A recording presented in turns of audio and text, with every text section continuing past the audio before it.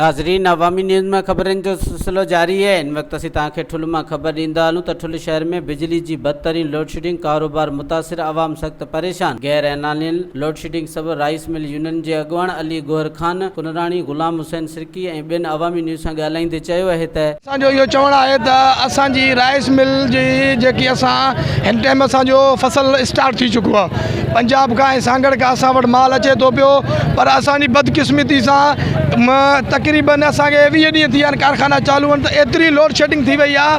पहिरियों 12 कलाक हुई, हाणे वरी 16 कलाक लोड शेडिंग करे उन में बि 2-4 कलाक गैर इख़लाक़ी ऐं ट्रिपिंग कराए कुल असांखे 2 खां 3 घंटा बिजली मिले थी। हे सॼो लेबर मज़दूर सॼो बेरोज़गार आहे।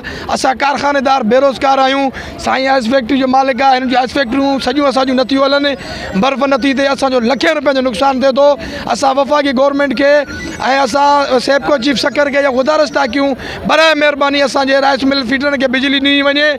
जे असांखे बिजली न ॾिनी वेंदी असां सिंध बलोचिस्तान राइस मिलां बंदि करे एहतजाज कंदासीं, बुख हड़ताल कंदासीं ऐं वञी करे वज़ीर आज़म हाउस जे ऐं सुप्रीम कोर्ट जे वञी उते असां एहतजाज कंदासीं, असांखे पंहिंजी बिजली ॾिनी वञे।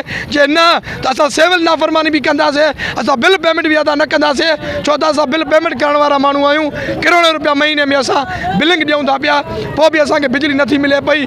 इहो काथों जो कानून आहे? बदकिस्मती सां असांखे अहिड़ी गवर्नमेंट मिली आहे, न असांखे बिजली आहे न असांखे गैस आहे। पर हिन मीडिया जे थ्रू असां इहो रिक्वेस्ट था कयूं असांखे बिजली ॾिनी वञे, न त ॿी सूरत में सख़्त खां सख़्तु एहतजाज कयो वेंदो। एसोसिएशन ठुल जो प्रेसिडेंट ॻाल्हायां पियो। जीअं त असांजे राइस इंडस्ट्री जो कमु शुरू थी चुको आहे, राइस मिलूं स्टार्ट थी चुकियूं आहिनि, सारियुनि जी आमदनी शुरू थी वई आहे। तव्हां पाण ॾिठो आहे मिलनि ते असां वटि बिजली जो बहरान आहे, तक़रीबन 16 घंटा लोड शेडिंग आहे ऐं उनखां अलावा 2-3 घंटा ट्रिपिंग कई वञे थी। कुल टोटल 24 घंटनि में 3-4 घंटा 24 कलाकनि में बिजली हले थी। असांखे बिजली जी ज़रूरत आहे। असांजो राइस मिलूं स्टार्ट थी विया आहिनि। असां मुतालबो कयूं था त असांजे राइस इंडस्ट्री खे बिजली फ़राहमी ॾिनी वञे ऐं असांजा फीडर बहाल कया वञनि 24 कलाकनि लाइ, जीअं असां वटि बिजली मुसलसल कंटिन्यू मौजूदु रहे, 24 कलाक बिजली असां वटि रहे।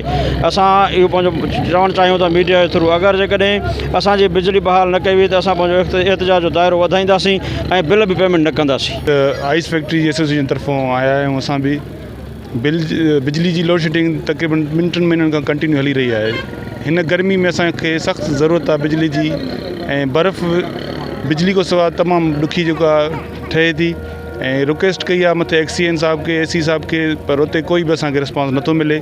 असांजो महिरबानी करे एहतजाज रिकॉर्ड कयो वञे ऐं हर महीने असांजा 5-6 लख रुपया बिल अचनि था ऐं उहे क्लियर ऐं अपडेट असांजा रहनि था। उन बावजूद भी असांखे कोई रिलीफ न आहे। महिरबानी।